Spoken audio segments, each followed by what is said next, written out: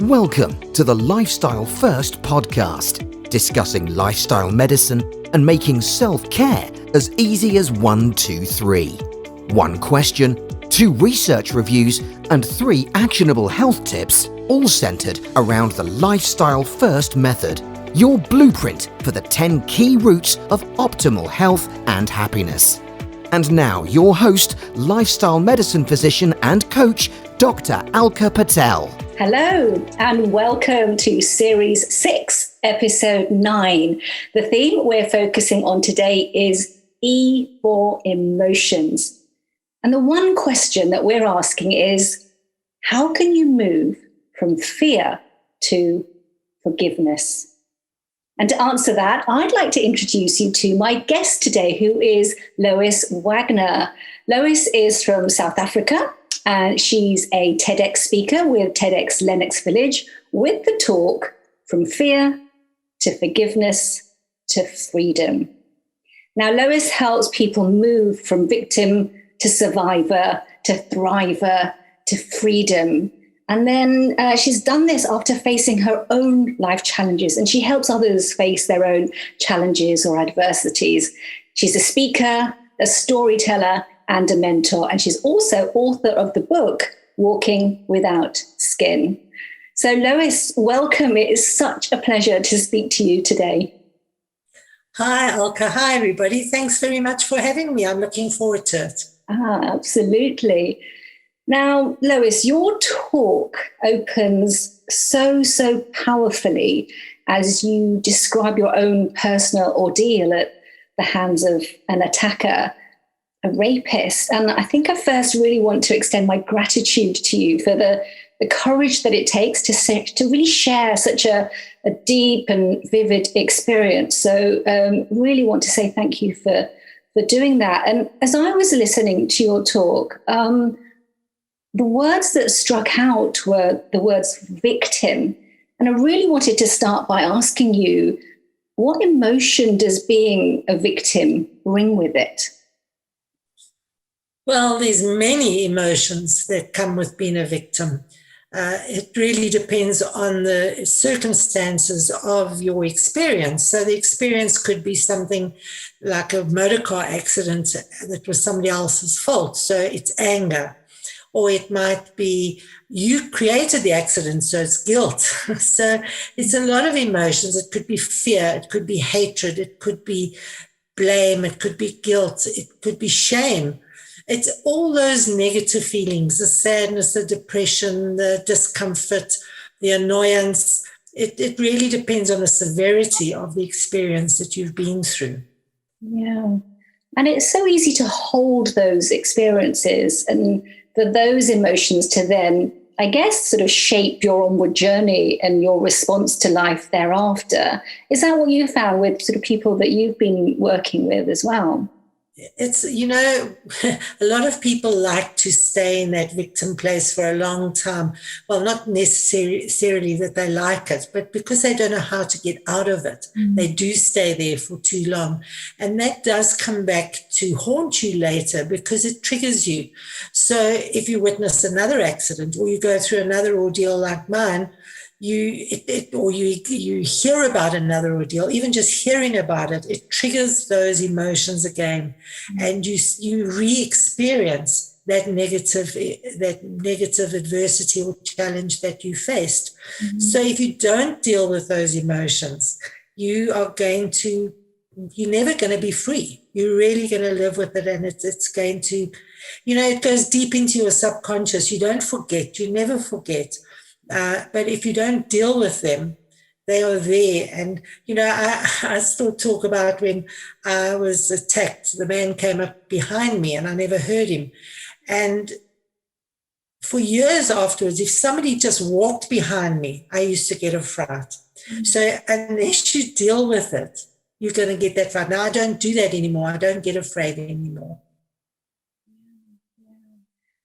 Dealing with it is hard, isn't it? Whatever the degree of the attack or the insult, dealing with this is is very, very hard. I've been reading some books about forgiveness, actually, following your talk, because it really did intrigue me. I don't know if you've come across Geoffrey Murphy's book, but his book is called Forgiveness and Its Limits. And he opens his actual book with this question that says, what kind of victim should I try to be? A vindictive victim seeking vengeance, or a forgiving victim seeking reconciliation? So do you think then, based on that, that you can choose whether you deal with this or not, and choose what sort of victim you want to be? Absolutely, you can choose, but there's a third one in between those. The first one is revenge, and the third one is reconciliation. The middle one is you don't have to reconcile. It's not about forgiveness, is not about reconciliation. You can if you want. I haven't reconciled with the rapist. I don't want to reconcile with the rapist because I've set myself free from him. And so, yeah, reconciliation, if I wanted to, I could, but he's not a part of my life anymore. So why? Why do I need to reconcile? So, yeah, there's a third one, and you can choose. I chose not immediately. I remained with the thoughts, not so much of revenge, but I stayed with that hatred and maybe he would get raped in jail, and so you have those thoughts. So I did have those thoughts for a while until I moved on, and I made the choice to move on and to forgive. Yeah. Gosh, that's really interesting to hear, that sort of middle pathway of neutrality, almost, of letting go, because we often associate forgiveness with reconciliation. In order to forgive, you've got to reconcile, but what you're describing isn't that at all. Your forgiveness is your way to just move forward with your life more than anything else. And there's another book, actually, I must bring this up as well, Michael McCullough. I don't know if you've come across that one either, but this is was called Forgiveness, Theory, Research and Practice. And what he describes is that forgiveness is as strong a human instinct as seeking revenge. So what you were describing in the beginning, those feelings and emotions of harm and hurt and at least kind of that experience of vengeance. Amongst all of that, forgiveness, in the way you've described, was also there as a strong human instinct, but perhaps took longer to show itself up. What do you think about that? Do you think there's something very instinctive about forgiveness? No. The way I look at it is, when you're still in that victim mode, you cannot forgive. You cannot even think about forgiving. All those emotions, those negative emotions, especially the anger and the hatred that comes in those first moments, they're there for a reason, and you need to feel those emotions. It's so important that you experience them, that you understand them. What do they mean? What is the purpose? How does it serve you? Because it does serve you. It maybe protects you from something. It's so important to just come to grips with it. I always say, take those emotions and really, really feel them using all your senses, whatever those senses are. Feel those emotions. And while you're feeling those dreadful emotions, there's no ways you can even begin to consider forgiveness. So forgiveness only comes as you progress through the healing journey. So the way I look at it, you go from forgiveness to survivor. And in survivor mode, you can't forgive either, because survivor is trying to get your life back into some kind of a normal, even kill again, trying to make sense of what happened, trying to get, just to find meaning again. And it takes a lot of courage and strength to survive. And so while you're struggling with that, you can't forgive either. And it is only when you move into the next phase where you start finding a new direction, a new passion, a new focus, and you forge forward into a new reality. That is when you can consider forgiving. So I never say to people, forgive. I first understand where they are on their journey, and then say, okay, let's consider it now. Yeah.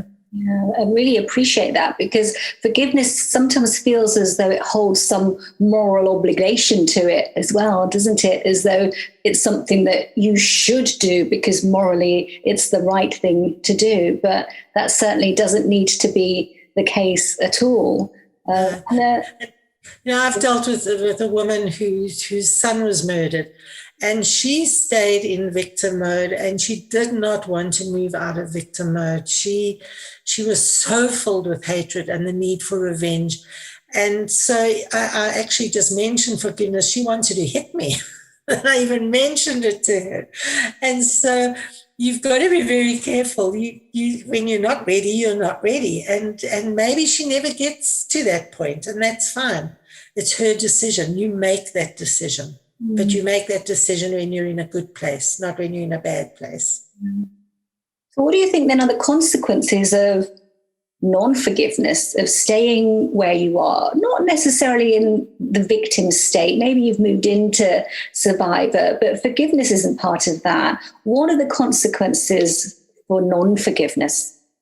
Well, first of all, I think the triggers, you get triggered very easily with memories and other similar occurrences. You get triggered, and it brings back all those negative associations and the sadness and the hatred or whatever your emotions are.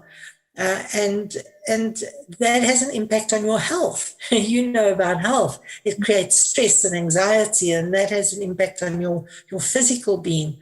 And, you've got to look after yourself. And one way to look after yourself is to let it go. But it's not, a lot of people say, let it go. You can't let it go unless you process it. You need to work through the process in order to let it go. And it's exactly what you said. It's allowing yourself to experience it in the first place, experience that anger. Don't try and avoid it or got rid of it or feel even more guilty about it. Let yourself experience the anger, the shame, the guilt, whatever's kind of showing up. Because until you do that, it doesn't allow you to think about what it is that you want for your life going forward, because you're constantly in avoidant mode, aren't you?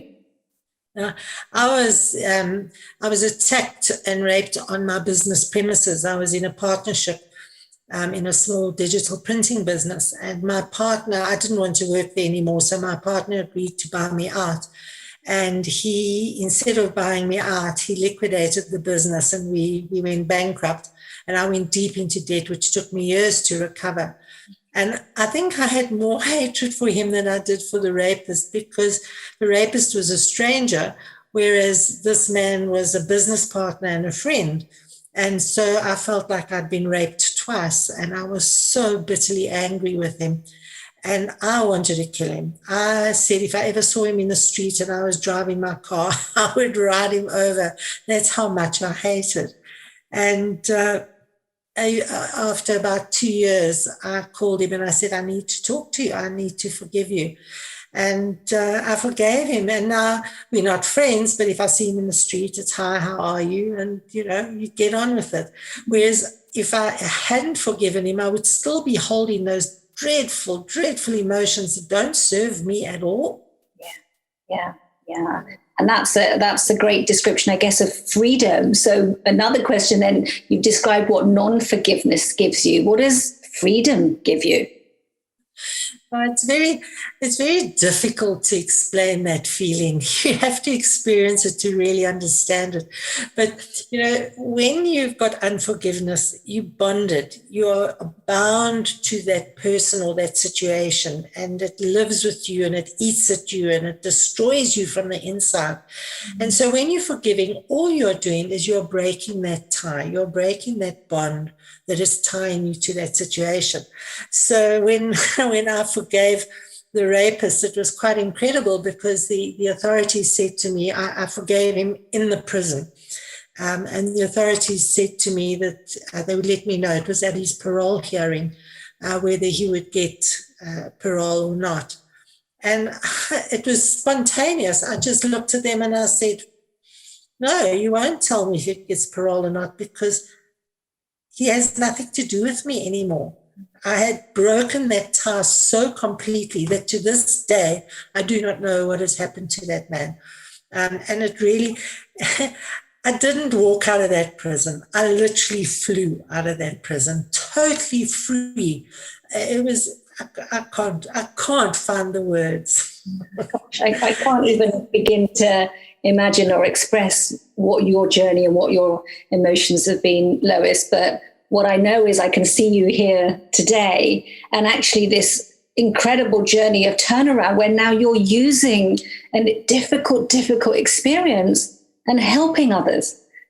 You've translated what happened to you into actually something that you're able to give back. How do you do that? How do you actually go all that way to utilizing what I've become, what I've been, to give back? Well, it takes resilience and grit. I always say it takes resilience to get to survivor mode, and then it takes grit to get to thriver mode. And then when you're in thriver mode, that's when you either suffer from, or you get a post-traumatic growth. It's like a growth mindset. And you learn and you realize, wow, this was there for a purpose. This served me. This is what it's done for me. This is how it's changed me. This is how I've grown or developed. And when you reach that phase, it is also very freeing and liberating to get to that phase. And then some of us, and many of us out there who've been through some kind of trauma, whatever it is, we then develop a benefit mindset. And that is saying, well, I've got all of this. Look how it's helped me. Why can't I help other people with it? So it is a process, and you progress from one stage to the other. And you do it at your own pace, in your own time, and your journey. It's not a linear journey. It's up and down, and you bounce backwards and forwards. But once you're actually forgiven, you stop bouncing back. You stop getting triggered. You actually become truly free from that situation. Sounds like a bit like the grief process, the bereavement process. Would you agree? There's that anger, and then the denial, and then over time comes an acceptance and something that goes beyond that as well. But in that journey, of course, it's never going to be one straight line. Do you see parallels? Absolutely. When I first started, and I developed my model, I used the grief model as the basis for my model, because yes, we do experience those emotions. We do go.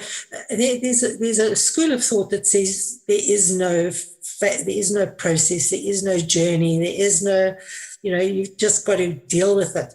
But it is, you do go through those phases, but it's not a linear. I think that's what's so important. I think the grief process, when it was originally written back in the 50s, it was very much you follow these steps, but it's not. You do go around. So, but the emotions are the same, and you do go through all of those emotions at some point through your journey. Whatever your experience has been, you do have all of those feelings, and then the acceptance, saying, and I think the acceptance should come right in the victim stage, right at the beginning. Accept it. It happened. You divorce the feelings from the incident, and then deal with those emotions. Yeah.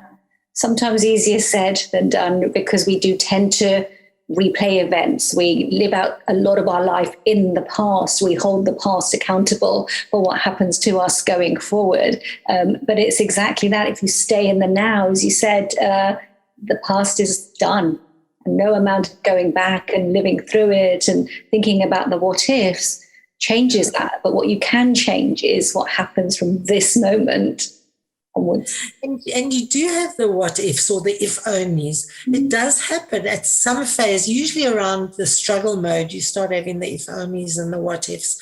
I mean, I had the if only I'd known how to fight, because I fought this rapist with everything I had, but I didn't know how to fight. And so he overcame me. I should have been able to beat him. So I had this, if only I knew how to fight, I could have won, and if only I hadn't worked late that night, it wouldn't have happened. So yes, you have that, and it's natural. And I had it, and now, hey, I worked late that night. It was a decision I made. It was the best decision I could make at the time.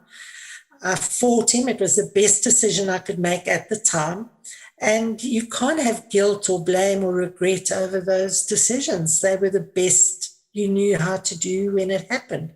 You were driving too fast when you had that accident. At that time, it was the best thing. You were enjoying the drive, or you were hurrying to get to an appointment. It was the best decision at that time. So you can't hold on to that negativity. You've got to process it and work through it.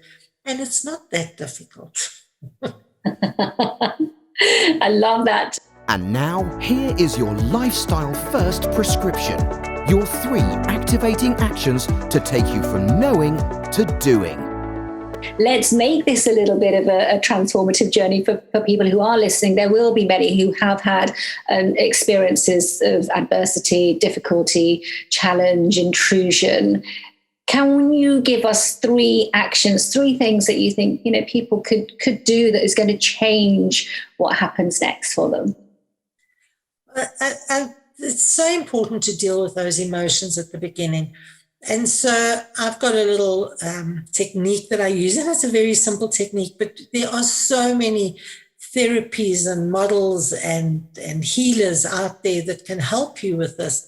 But I've got a very simple technique that is quite quick and it's very simple. And it's really, you take your emotion, that negative emotion, and you feel it. You feel it. I've got a life-size dummy and one of those pool noodles, and I say, beat the dummy, dress the dummy up as the perpetrator and beat the dummy, really express your emotions. Feel it with all your senses, describe it and say, it smells like rotten eggs, and it feels like somebody stabbed me in the gut, or whatever it is. Find ways to really experience it using all your senses and rate its intensity. And then we start looking at replacement. How would you rather feel? And then vision board it. We're very good at creating vision boards for our careers and our homes and our lives. But why don't we do it with our emotions? How do I want to feel? I want to feel the sun shining on my face, and I want to hear the birds sing and the smell of freshly baked bread. Describe your revised or replacement emotion using all those senses. Get an affirmation, draw a picture, and make it real. And it works. It really does work. Be mindful, be in the present, and you start accepting and dealing with those emotions. Yeah, no, I love that, Lois. I think that's incredible, because actually giving your feeling, your emotion, the weight that it's calling out for right at the beginning is so important, isn't it? And those descriptors, there's something about giving it names, descriptions, that actually start to take off the gravitas as well, which is really, really useful. So thank you for that. I love the idea as well of replacing it and actually thinking about, well, what's the alternative here? What do I want to replace this with? So yeah, thank you. So number 1 is feel that emotion and describe that emotion with everything you can. Anything else you can suggest? Well, you've got to learn to forgive yourself. Forgive yourself for all those little decisions that you made, remembering that they were the right decision for you at that time. So I worked late. I didn't know how to fight. And you can practice self-forgiveness every day. Everybody has this gratitude journal is a thing now. Everybody does it. Add to your gratitude journal a forgiveness journal. And every day, I forgive the dog for pooing on the carpet.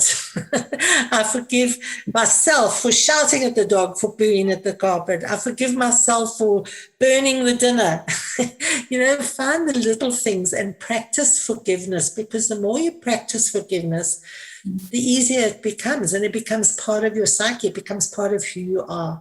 I call myself Lois, your friend for forgiveness, because it's all about forgiving.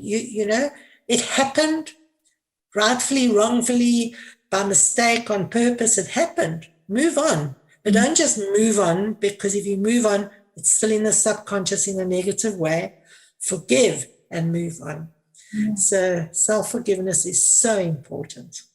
I love how you described that, actually, because that practice of doing it with the small things, you start to create that almost that impression in your mind of, yes, I can do this with the small things. So when that bigger obstacle arrives, and invariably life is designed to throw things at us, you're already primed, aren't you? You're already pumped to know how to apply forgiveness because you've been doing it and practicing it. Just like going to the gym and building and flexing that muscle, you've been kind of flexing that forgiveness muscle, and they're able to then apply that when even bigger things arrive. So really appreciate that. So forgive yourself first. And number 3.